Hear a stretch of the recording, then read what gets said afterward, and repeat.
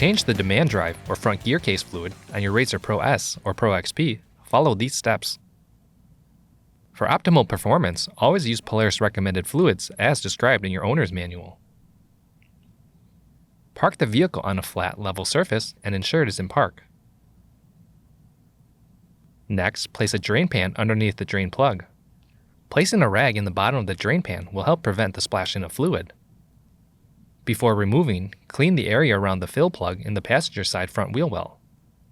Then, remove the fill plug and set aside. Next, move underneath the vehicle and clean the area around the drain plug. Then, remove the drain plug and allow the fluid to drain completely. Before reinstalling, clean any dirt or debris from the fill and drain plugs. Inspect the O-rings on both plugs and replace if necessary. Now, reinstall the drain plug and torque to specification. Next, add the recommended fluid through the fill plug hole until the fluid is even with the bottom of the fill plug hole. Then, reinstall the gear case fill plug and torque to specification. Once filled, clean any residual fluid off the vehicle and inspect for leaks.